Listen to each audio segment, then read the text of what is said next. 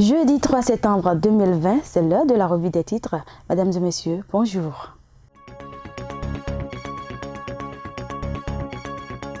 On commence avec le quotidien La Nation. Véronique Brumeau, en fin de mission au Bénin. Le visage du Bénin a changé ces 4 dernières années.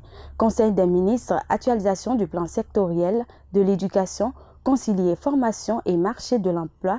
Les détails à la page 3. Commercialisation des amendes de carité, les modalités de la campagne 2020-2021.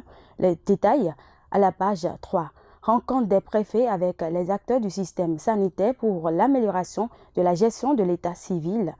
Prix de l'innovation Ericsson 2020. Développer les idées nouvelles pour affronter le changement climatique. Le quotidien La Fraternité shortlist des personnalités les plus influentes de l'UEMOA.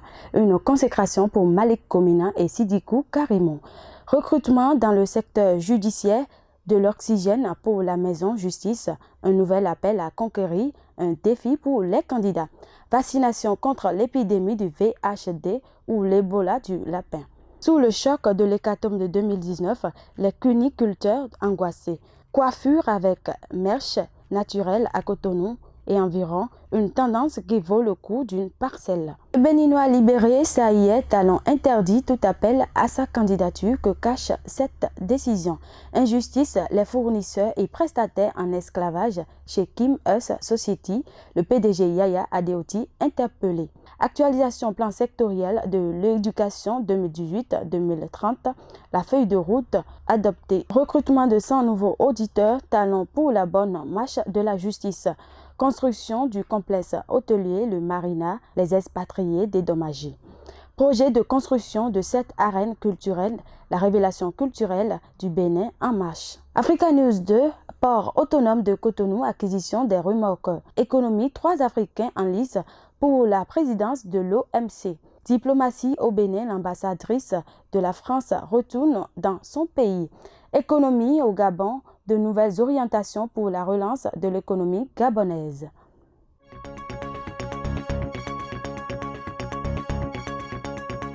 Au Mali, concertation nationale au sujet de la feuille de route de la transition.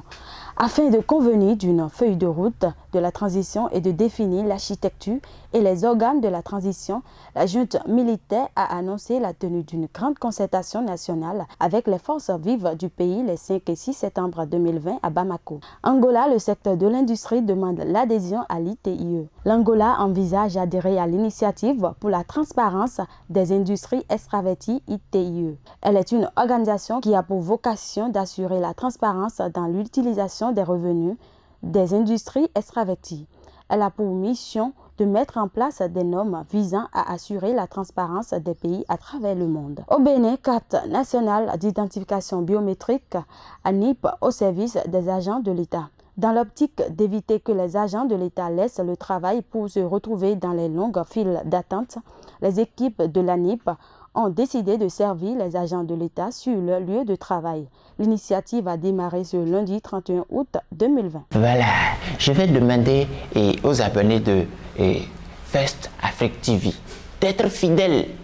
Bon, me donner le fidèle, parce que si vous n'êtes pas fidèle, comment vous serez fidèle dans vos relations?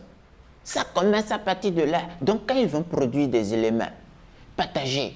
Tout ce qu'ils vont produire, partagez. Parce que la jeunesse, là, a besoin de votre soutien.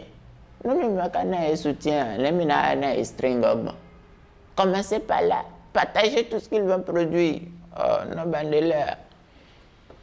Merci de nous avoir suivis et surtout, n'oubliez pas de vous abonner à notre chaîne YouTube pour ne rater aucune information.